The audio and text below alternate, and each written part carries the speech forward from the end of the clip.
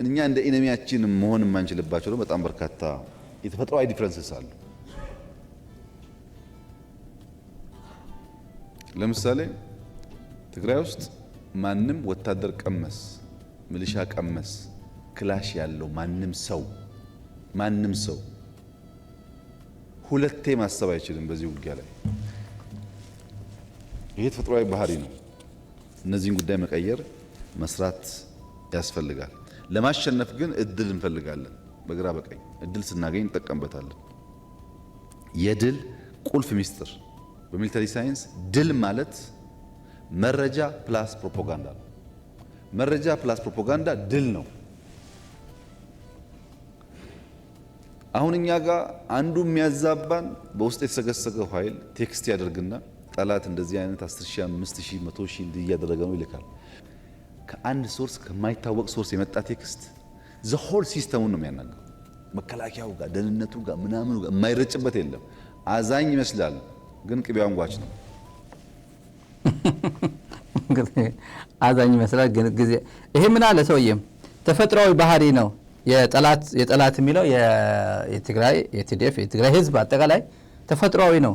ሁለቴ ማሰብ አይችልም። የህልውና ጉዳይ ሲመጣበት ሁለቴ ማሰብ አይችልም። አንድ ነው። ክላሽ አንስቶ ይገጥመሃል። የትግራይ ነው።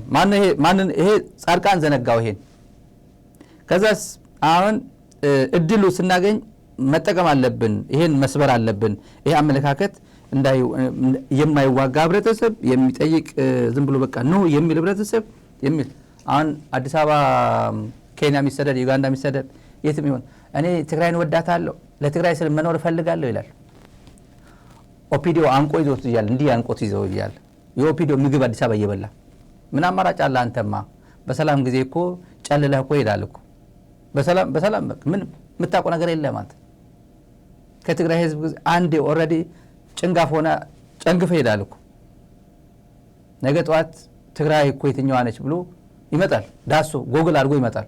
የትኛዋ ነች ነበረች የትኛዋ ትግራይ ጥላሃት ሄድካት ማለት ነው። አብይ በቃ ቀምቶኛል ከዚህ በኋላ ምን ላድርግ እኔ በቃ እኔ እንደዚህ የሚል መቼ ነው? ምን አይነት ሜንታሊቲ ነው?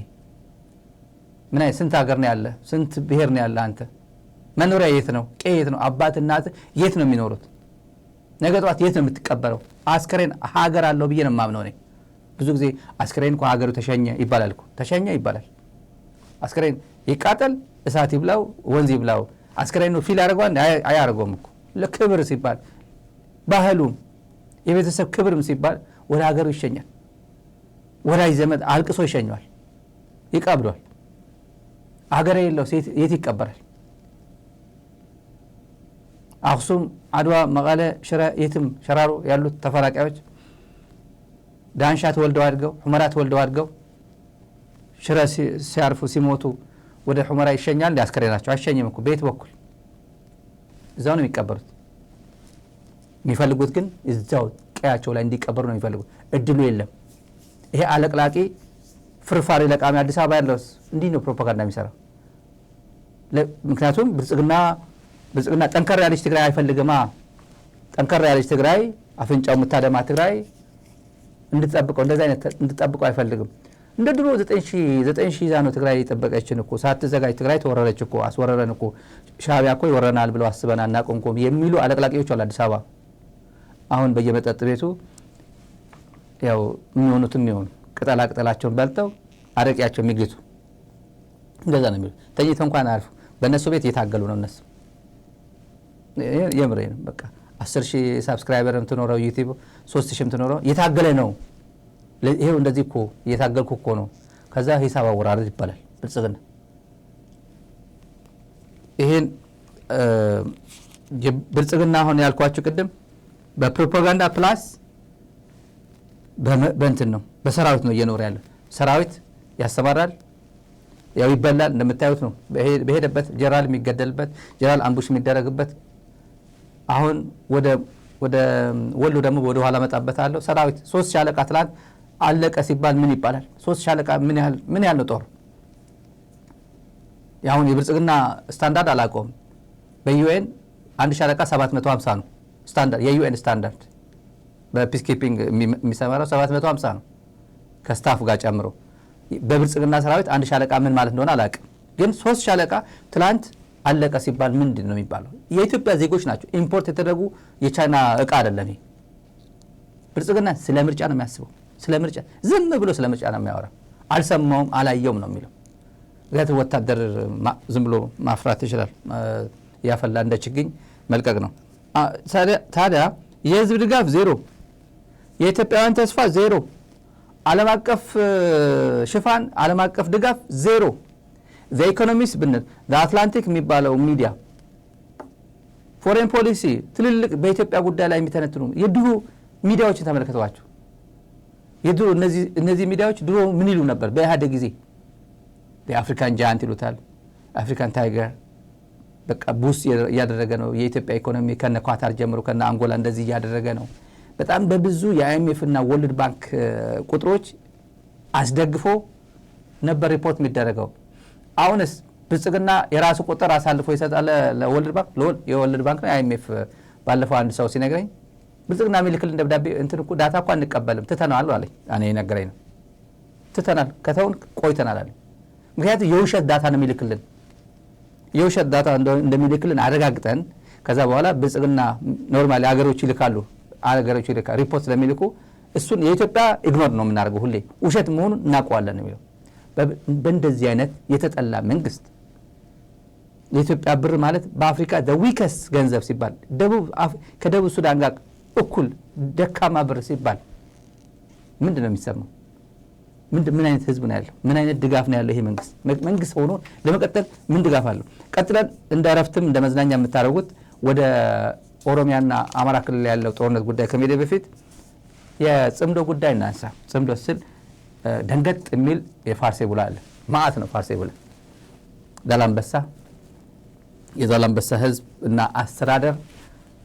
አስተዳደር ነው ያልኩኝ። 35ኛ ዓመት የነጻነት በዓል ምክንያት በማድረግ በጋራ አክብሯል።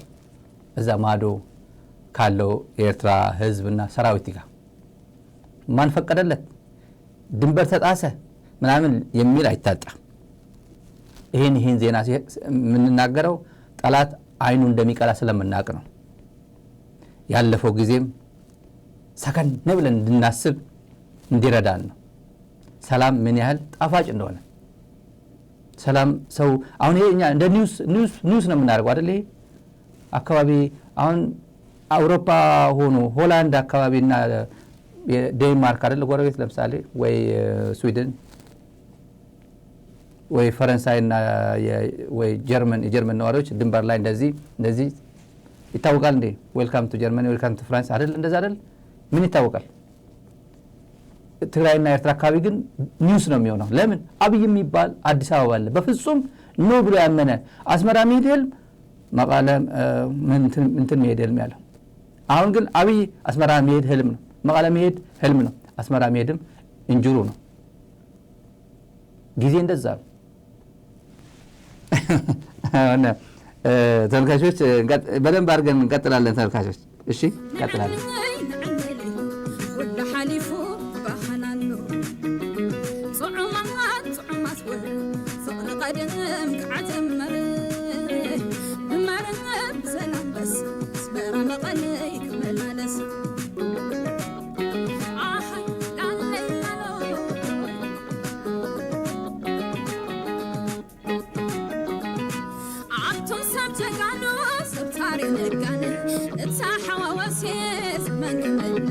سلامكم اشتاتو مريم تحوستو السيز عدي تقراي من الناتر جروحنا عشاولي تلاقينا فنان اتابع المكينة سلنرينا ليلوين عنا በነገራች ላይ ዛሬ አሁን ይዣት አልመጣሁም እንጂ አንዲት በጣም ግሩም የሆነ ታሪክ አለት። የቲዲኤፍ የአማራ ተወላጅ ነች፣ የቲዲኤፍ ታጋይ ነች። ገድሊ ፕላስ የሚባል ዩቲዩብ ገብታችሁ ተመልከቱ። በተለይ ገድሊ ፕላስ ሚዲያው የምትከታተሉ ከሆናችሁ ገድሊ ፕላስ ዛሬ እየተላለፈ ነበር፣ እያየሁት ነበር። ደግሞ ጉዳት ደርሶባታል፣ ቆስላለች። የቲዲኤፍ ታጋይ ያው ያኔ በ2 ዓመቱ ጊዜ ማለት ነው። የቲዲኤፍ ታጋይ ነች። ትውልዷ የአማራ ተወላጅ ነች። ነገ ከነገ ወዲያ አመጣዋለሁ ቪዲዮ ታሪኳን ማለት ነው። ታሪኳን ኢንትረስቲንግ በጣም ለየት ያለ ታሪክ ነው። ይሄን ስትሰሙ እንዴት ይሆናል ለሚል ለምሳሌ ይሄ መቀጠል አለበት።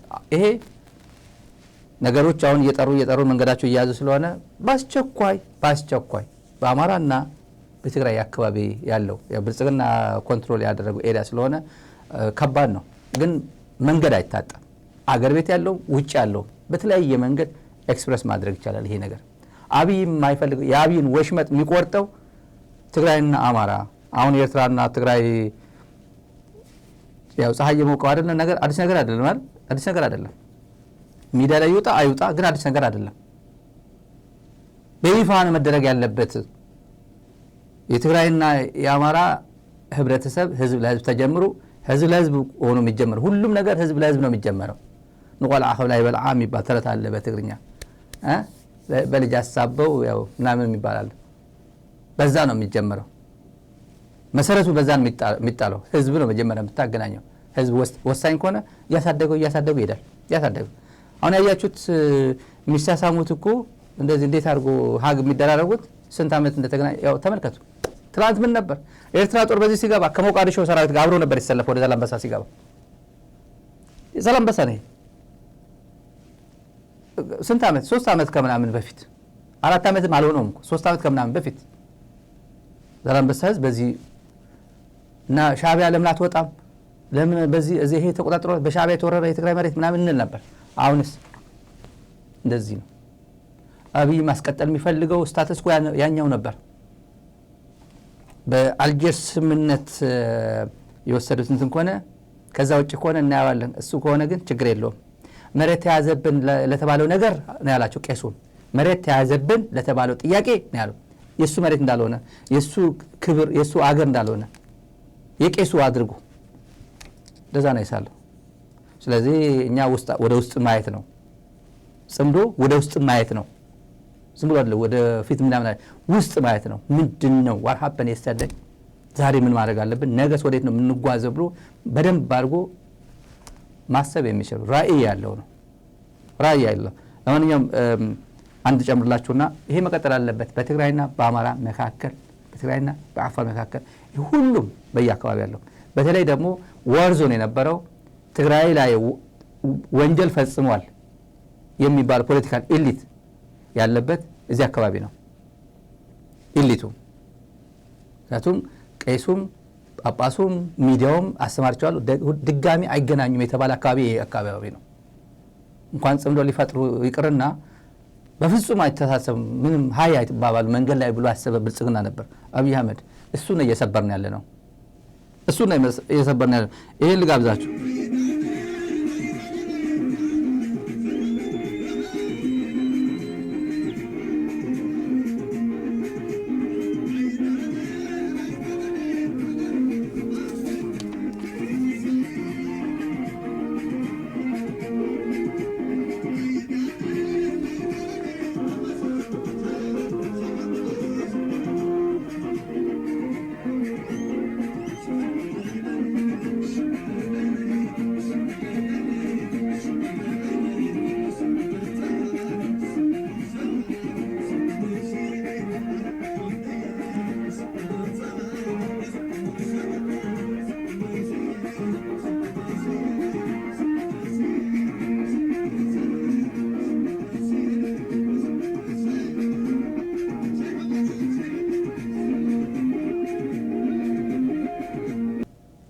መቀጠል አለበት። ይሄን መስፋፋትም አለበት ወደ ሌላ አካባቢ።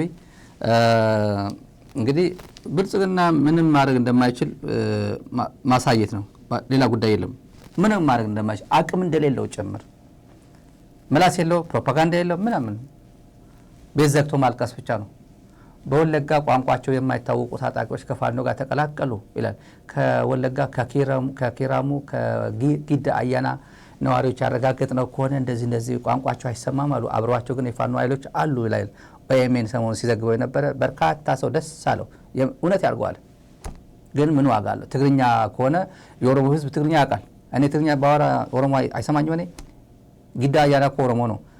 ኦሮሞ ትግራይ አይቶ አያውቁም። ትግርኛ ከሆነ ኤርትራም ትግርኛ ነው የሚያወራው። ይሄም ትግርኛ የማን ቋንቋ ተናጋሪ ወለጋ ገባ ነው የሚሉት እነዚህ ሰዎች። ኦኤምኤን የነገረን። ትንሽ ፍንጭ የለም። አክሰንቱ ምናምን አረብኛ ይታወቃል፣ ህንድኛ ይታወቃል፣ ቻይንኛ ይታወቃል። ምን አይነት ቋንቋ አክሰንት አላቸው ሰዎቹ? ሂንት ስጡ እንገምታለን እኛ ተመልካቾች። አሁን ወደ ሲሪየስ ወደሆነ አማራና ኦሮሚያ አካባቢ ያለው ጦርነት እንገራቸው። በአማራ እንጀምር። አማራ ክልል ከትላንት ጀምሮ በተለይ ደግሞ በልዩ ሁኔታ ማለት ከትላንት ጀምሮ ቪዲዮ ፎቶ አናሳይ፣ ምንም ነገር የለ እሱ አናሳይ። የት ምን ሀፕን እንዳደረገ ብቻ ልንገራችሁ። ትላንት ሙጃ ወደ ላሊበላ መስመር ያው የነበረው ያው ፋኖ አይ ቲንክ መግለጫ ካወጣ በኋላ መንገድ ዘጋለው ምናምን ማንም እንዳይንቀሳቀስ ሲል መንገድ ለመጠበቅና ለመተላለፊያ ብሎ የሆነ ቦታ ላይ መድቦ ነበር። ከዛት በየቦታ ስካተርድ ነው። አንድ ሻለቃ የሆነ ቦታ ላይ አንድ ሻለቃ የሆነ ሻለቃ እዚህ አካባቢ ነው ሲባል እንደ እሷን አንድ ብርጌድ እንላክባት ነው የሚባለው። ለአንድ ሻለቃ አንድ ብርጌድ ከመጣ ተበላች ማለት ነው። እና በየቦታው ተመደቡ 3 ሻለቆች እዚህ አካባቢ ነበሩ።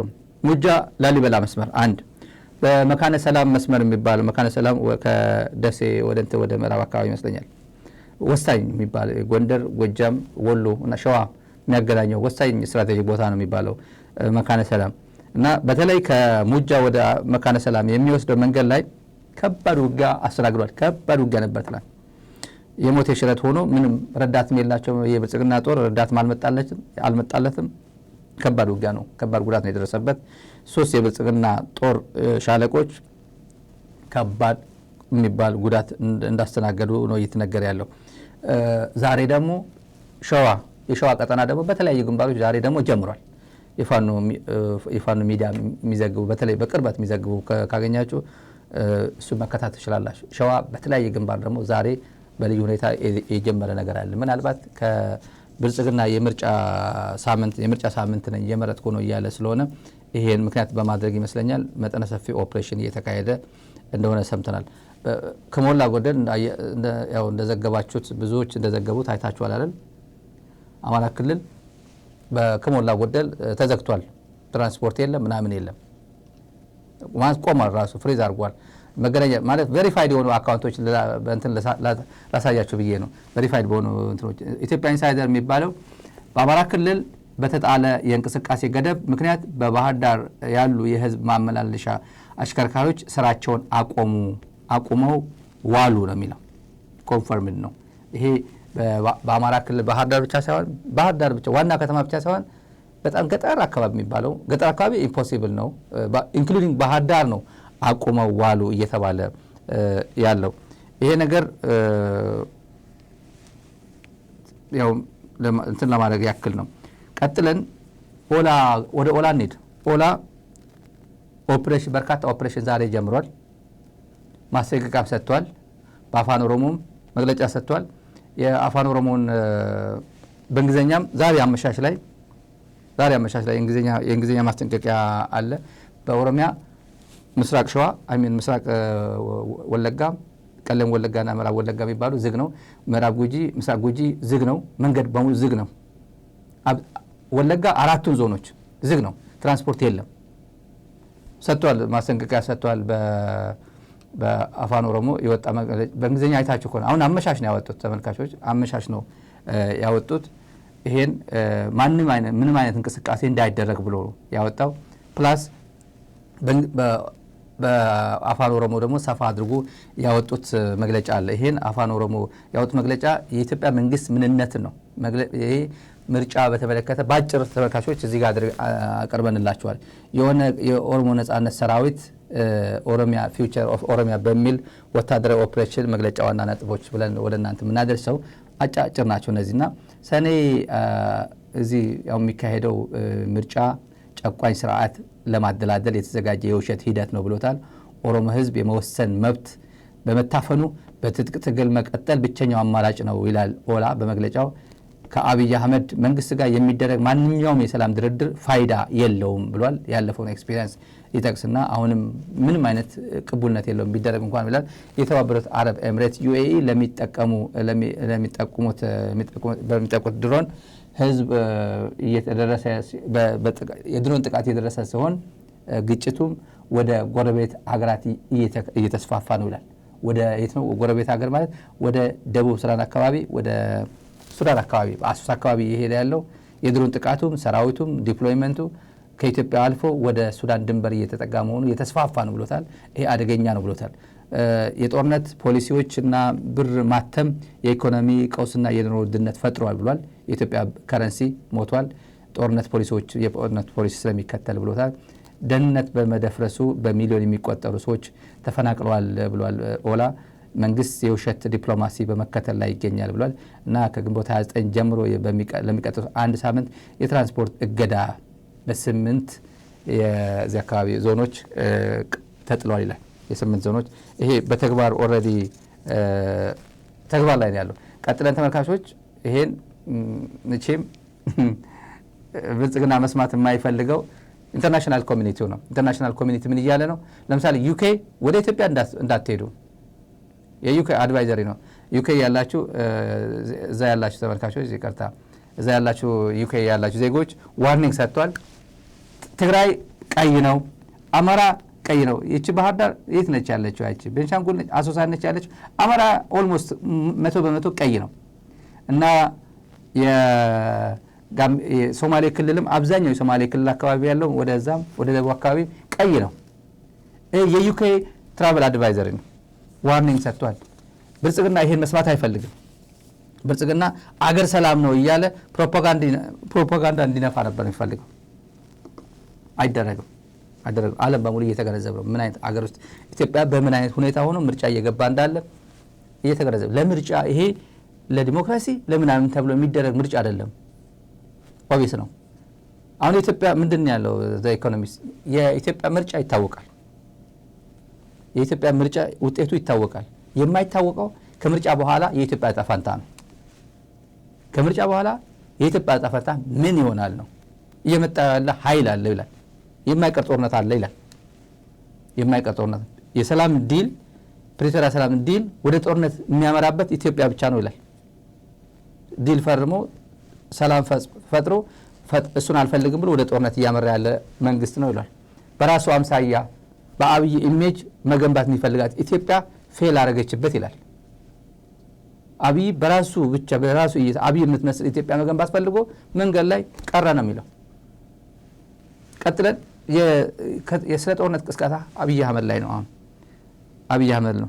አርቲስቶች የታሉ? የኢትዮጵያ ህይወት ምን ላይ ነው የሚገኘው? አብይ አሁን አርቲስቶችን እያሰማራ ነው። ለምን እንደሆነ አይታወቅም። ኮንታክት ያደረጋቸው ሰዎች አሉ። በአርቱ ዙሪያ አካባቢ ያሉ ሰዎች ስም ዝርዝር ደርሶናል፣ ግን በይፋ ሲገናኙ እንዘግባለን በደንብ። የስነ ጥበብ ሰዎች የሚባል ለጦርነት ነው፣ ዞሮ ለጦርነት ነው። ለጦርነት ብቻ የሚፈልጉ አርቲስቶች አሉ። ይመጣሉ፣ ዩኒፎርም አስለብሶ ዘጭ የሚሉ የምታስታውሷቸው ያ ዘመን ነው አይደበባሉት ፍቅር አዲስ ምናምን የሚሏት ምናምን ነበር። ከአሜሪካም ሄደው ምናምን ረገዳው የሚሉ ከዛ በኋላ ደብረ ብርሃን ሲደርስ ላሽ ብሎ ይጠፋሉ። እነዚህ አርቲስት የህዝብ ነው የሚባለው። አርቲስት የህዝብ ነው እንደዛ ነው የሚሉት። እኔ እኮ የህዝብ ነኝ ነው የሚለው በየሾው ሲመጣ። ከዛስ ምን ልታረግ ነው? የህዝብ የምትሆነው ምን ስትሆን ነው? የህዝብ ድምጽ ስትሆን ነው የህዝብ ነኝ የምትለው። ለህዝብ ስታገለግል ነው። ህዝብ ድምጽ ስትሆን ነው። የህዝብ ተወካይ ነኝ አርቲስት የህዝብ ተወካይ ነው ሲባል on behalf of the people አንተ ድምጽ ስትሆን ነው። አለበለዚያ መቼ ነው የህዝብ የምትሆነው? እርዳታ ስትፈልግ፣ ጎፈንድሚ ይዋጣልኝ ስትል፣ ቤት የለኝም እኮ ስትል፣ ቤቱ መኪና እኮ የለውም እየተባልክ በየመንገዱ በቲክቶክ ምናምን ተደርጎ መኪና እንዲዋጣልህ ስታደርግ ገንዘብ በዛ ይዋጣልህ ተብሎ ወይ ቲክቶክ ላይ ምናምን የሆነ ካምፓኒ አንድ መኪና ልሰጠው ነውና እገሌ አርቲስት እገሌ እኮ የህዝብ አርቲስት ነውና በቃ ይሄን ፎሎ አድርጉ እየተባለ ቲክቶክ ላይ ምናምን ፎሎ ተደርጎ መኪና ልትወስድ ለዛ አይደለም። ህዝብ ስታገለግል ነው የህዝብ የምትሆነው። የህዝብ ድምጽ ስትሆን ነው። ህዝብ በሚፈልግ ሰዓት ሆነ ስትገኝ ነው። ጋዜጠኛ እኮ የህዝብ ነው፣ አርቲስት እኮ የህዝብ ነው ሲባል ምን ያደርጋል? ህዝብ ካለቀ በኋላ ማን ሊደግፍ ነው? ህዝብ ከሞተ በኋላ ማን ነው ያንተ ደንበኛ፣ ያንተ ተመልካች፣ ያንተ አድናቂ ማን ነው የሚሆነው? አይደል? አሁን ይሄ በየቤታው ፕሮግራሙ የሚከታተል ምናምን በየቦታ ሽምቅቅ ነው የሚለው እኔ አውቃለሁ። ሽምቅቅ በየዘፈኑ የሚዘፍኑ ሰዎች አሉ። አሁን ትግርኛም አሉ፣ አንዳንዶቹ ዘፋኞች አሉ። የሚጠሉት ዘፈን በየመድረኩ የሚዘፍኑ ዘፋኞች አይበላል። ይሄ ባይበሉትስ ትላንት ትግራይ ተሰዕር እያለ ይቆይና እዚህ መጥቶ አዲስ አበባ ደግሞ ቀውጥ ያለ ኢትዮጵያኒስት ሆነ ሲዘፍን ስራ ሲሰራ ታገኙታላችሁ። ሬሊ ገብቶ ሆነ ብትሉት እንጀራ ነው ይላል። እንደዛ ነው እንጀራ አጥቶ እንደዛ ሊያደርግ አይችልም። እንደዛ ሪሊ እንደዛ ነው ወይ? ትናንት የሆነ ጊዜ ሲመጣ በትግራይ ላይ ሄዶ ይወሸቃል። የሆነ ነገር ሲሆን ደግሞ ወደ አዲስ አበባ ብልጽግና ላይ ሄዶ ይወሸቃል። መስመር አንድ ላይ መሆን ያለበት። ኢትዮጵያ ችግር የለበት። የብልጽግና ፕሮፓጋንዲስት ስትሆን ግን ነውር ነው። ኢትዮጵያ ጥላ እያልኩኝ አይደለም። የብልጽግና ፕሮፓጋንዲስት መሆን ግን ነውር ነው። ቀጥለን አሁን ስለ አርቲስቶች አብይ እንዴት አድርጎ አርቲስቶች መጠቀም እንደሚፈልግ ነግራቸዋለሁ። ወደ ኋላ አካባቢ ጉዳይ አለኝ ተመልካቾች። መቆም ያለባት ሳይሆን ፖለቲካ ለማነቃቃት ውጊያም ካለ በኪነት ለማንቃት ማስተማርም ካስፈለገ በዘፈን ማስተማር ዋና ዓላማዋ ማህበረሰብ ለመገንባት የቆመች አንድ ፒላር ናት ብሎ የሚያስቡዋል። በፍጹም ጥበብ ራሷን የቻለች ውበት ያላት በራሷም ግብ ያላት ግቧን ለማሳካት በመታደገው ሂደት ውስጥ ማህበረሰብ የምታግዝ ናት ይላሉ። ማህበረሰብ ግንባታ መዋል አለበት ብሎ የሚያስቡ ለምሳሌ ኮሚኒስት ቲንኪንግ የቀደመውን ጊዜ ብናስብ ይሄ አይነት ሐሳብ ያለ ኪነት ለፕሮፓጋንዳ ኪነት ለማንቃት ብዙ ጊዜ ኪነት የሚፈልገው ወታደራዊ ምልመላ ያለ እንደሆነ መጀመሪያ ኪነት ይላካል ወይ ውጊያ ያለ እንደሆነ መጀመሪያ ኪነት ከዘፈነ በኋላ ነው ውጊያ የሚካሄደው። አታውቁም ይሄን?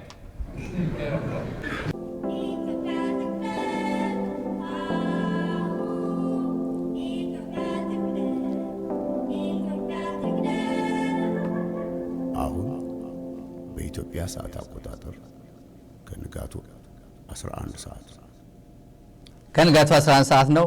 ይሄ ለህዝብ ድምጽ መሆን ነው። አብይ ፈልጓል። ይሄ ቋንቋ ይሄ የእንትን የሚለው ይሄ ቋንቋ የቴዲ አሁን ከንጋቱ 11 ሰዓት ነው። ምንድነው የሚፈልገው አብይ? የሚያጨበጭብለት አርት እኮ የህዝብን ድምጽ ታረጋለች። አርት እኮ እንደዚህ ነች ምናምን የሚለው ሰው አርት ምንድነው የሚሆነው? ድምጽ ማሰማት ማለት ነው። ድምጽ ማለት እስቲ ማን የሚባል የኢትዮጵያ አርቲስት ነው አሁን ለድምጽ የሆነው?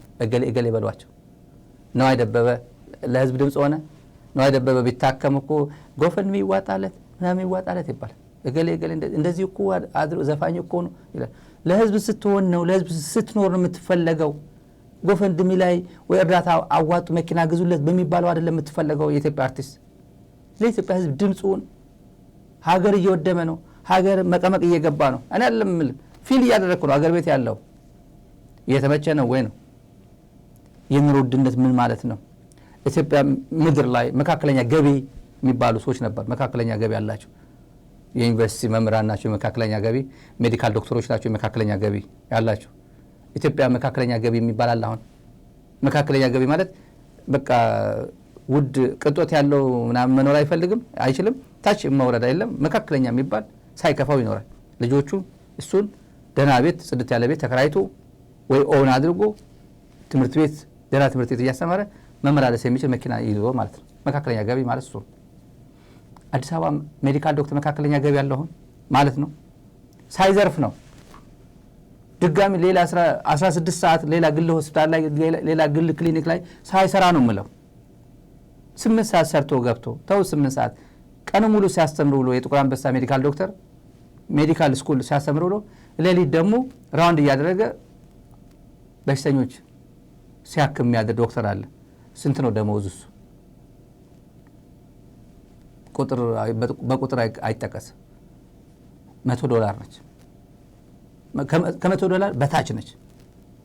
$100 በታች ነች። $100 አሜሪካ ምንድን ነች? ምሳ ነች። ለሁለት ሰው ሆኖ ምሳ በቃ ኖርማል ትንሽ የምሳ ማለት በአሜሪካ ለማነጻጸር አዲስ አበባ $100 ምንድን ነች? ለአንድ ሌባ ለአንድ ባለስልጣን $100 ምንድን ነች? ጸጉር ቲፕ ነች። ሴቶቹ ቲፕ ነው። እነ ፍጹም አሰፋ የሚባሉት የምናምን ሚኒስትሯ ቲፕ ነው የሚሰጧት። እሱ ማቆ ታሪክ ነው ማወራ። ይሄ እንደዛ ነው የምትሰጠው። ታዲያ ለነዚህ ድምጽ መሆን አለበት። በኢትዮጵያ አርቲስት ለነዚህ ድምጽ መሆን አለበት። ከዛ በኋላ አርቲስት እኮ በችግር ጊዜ እኮ ለኔ ድምጽ ሆኗል እኮ የሆነ ነገር ችግር ሲያጋጥም እኔማ ለዚህማ ትንሽ ማገዝ አለብኝ ሄጄማ መጠየቅ አለብኝ ቢያንስ ሄጄ ልጸልይለት ይላል ብር እንኳን ከሌለው ይጸልይልሃል ጸሎቱ ይደርሳል አይደርስም ሌላ ጉዳይ ሆኖ ማለት ነው በእምነቱ ተቋም በእምነቱ ይሄ አርቲስቶች ነው የጎበኘ ነው በእምነቱ አካባቢስ ፓስተሩ ምን ይያለ ነው የሚያድረው አብይ ውጤቱ ደርሶኛል ጌታ ነገረኝ ብሎ ወረቀት ያወጣል ከዚህ ውጤቱ ዶክተር አብይ አህመድ ይሄ ምርጫ ሳይሆን የሚቀጥለው ምርጫ አሸንፏል አለኝ ጌታ ይላል ይሄ ልክ ይገባል ይሄ ጉራ አይደለም መመካት አይደለም የኢትዮጵያ ህዝብ ልክ ያስገባዋል በልኩ እንዲኖር በልኩ እንዲናገር በልኩ እንዲጸልይ በልኩ እንደዚህ አይነት ወንጌል እንዲሰራ ያደርጋል የጊዜ ጉዳይ ነው እንደዚህ የኢትዮጵያ ህዝብን የሚያደነዝዝ አሜን ይላል ህዝቡ ደግሞ አድራሽ ያለው አብይ እኮ እውነት እድለኛ ነው የሚያስብለው እንደዚህ አይነት አድራሽ ሆኖ ተንበርከክ ሲባል የሚንበርከክ በግንባር መሬቱን ሳም ሲባል ከታማኝ በየነ በላይ ሆኖ የሚጎነበስ ነው የምናየው እኮ እና አብይ ይሄ ዝም ብሎ 100 ዓመት ቢገዛ ቢያስተዳድረው እኮ ለአብይ እኮ ምንም አይደለም አብይ እንዲያም ይበዛበታል ለዚህ ይበዛበታል ቡቀና ቀብዱ የሚባሉ ሰው ይያሉ እሳቸው ሃይማኖት አላቸው ኪሳቸው ውስጥ መስቀል ይዞ ነው የሚሄደው መስቀል ምናልባት ወርቅ ሊሆን ይችላል ወርቅ መስቀል ነው እነዚህ እኮ ክፍለ ከተማ አስተዳዳሪዎች ነን ደላሎች መሬት ደላሎች ነው መስቀላቸው ወይ እንጨት ወይ እንትን አይደለም ወይ ብር ምናምን አይደለም ወርቅ ነው የሚሆነው እርግጠኛ ነኝ ቡቀና ቀብዱ ይሄ እንትን የስንዴ ነዶ ይዘው ፕሮፓጋንዳ የሚሰሩት ብልጽግናን ምረጡ አብይን ምረጡ ብሎ የአብይን መጽሐፍ ሄደው የሚገዙ እንደዚህ መጽሐፍ ቅዱስ ሳይሆን የአብይ መጽሐፍ ይዘው እንደዚህ የሚታዩት መጽሐፍ ቅዱስ አይደለም ይዙት የአብይ መጽሐፍ እርሶ ምንድነው ጊዜ ያለው ወይ ለመሆኑ እንትናቸው እየተናነቃቸው ጉሮራቸው የሆነ ነገር ምራቅ ይበል ብዙ ምራቅ እየዋጡ ይተናነቃቸዋል ቡቀና ቀብዱ ረፍት አሉት ይላሉ በሌላ በኩል ደግሞ አሉ እና አቡነ ማርቆስ ደግሞ ላስታውሳል አባቶች ሁለት አይነት አባት ነው ኢትዮጵያ ምድር ላይ አንደኛው አለቅላቅ የዓለም ወንጀለኛ ስብስብ ነው እንዲያርጎ ሲያሳልም መሳለም የሌለበት እኔ ማርሳለማቸው ብዙ ሰዎች አሉ ያቃሉ ያው ብዙ ሰው ያቀኛል ብዙ ሰው የማልሳለማቸው ጳጳሳት ነበሩ ድሮም ጀምሮ እንይዝነስ ምስኪን አይደለም ፖለቲካ አይደለም ኢትዮጵያውያን አለቁ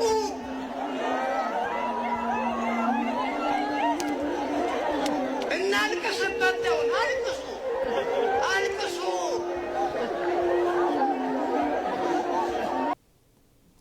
አልቅሱ ነው ብፁዕ አቡነ ማርቆስ ድምጽ እየሆኑ ነው አቅም የላቸውም አልቅሱ ነው በዚህ በላይ ምንም ማድረግ አይችሉም በዚህ ንግግር በዚህም አልቅሱ በማለታቸው የሚናደድ ይኖር ይችላል ብልጽግና መብታቸው እኮ ነው ይሄ ፖለቲካ አይደለም ህዝብ እየሞተ ነው ሀገር እየሞተ ነው በሌላ በኩል ደግሞ መነኩሴ ምን ይላል ቡቀና ቀብዱ እርሶ እንደርሶ መሪ እኮ ኢትዮጵያ የላትም እኮ የጋምቤላው ጳጳስ እንደዛ ነው የሚለው አንደኛው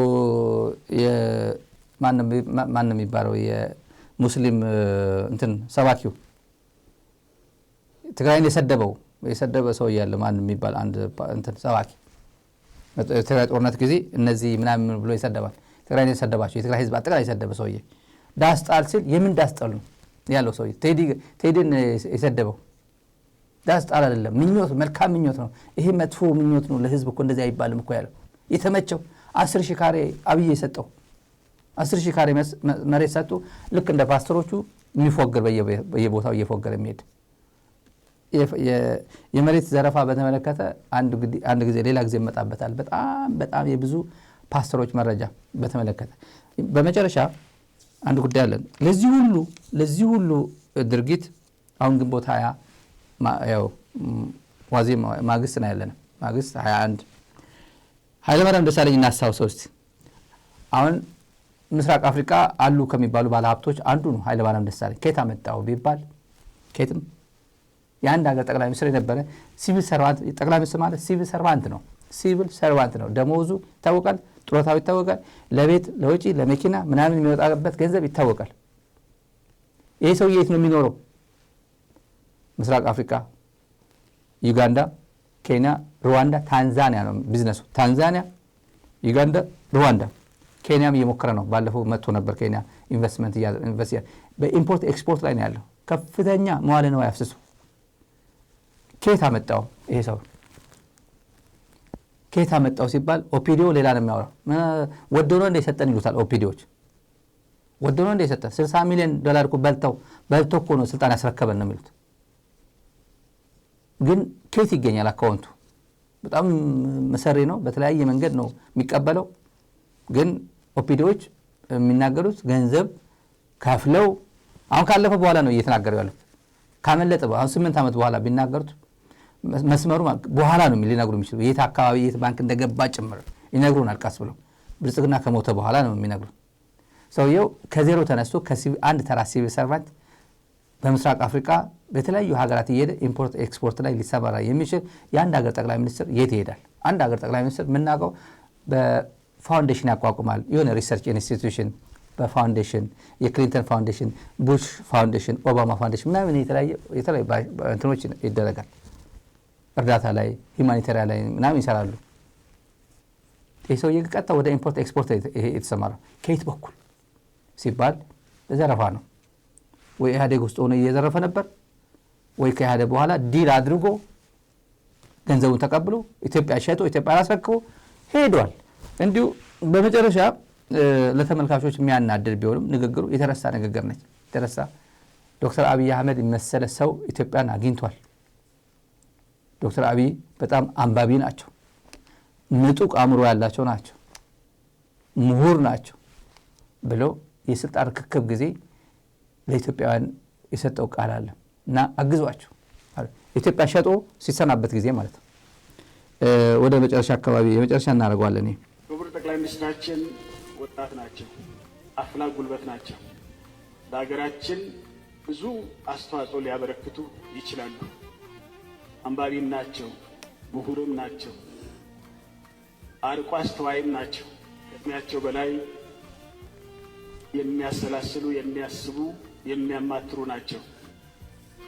ሀገራችን በጥሩ እጅ ላይ ወድቃለችና ይህንን ለማየት በመታደሌ የተሰማኝን ታላቅ ደስታ ለመግለጽ እፈልጋለሁ።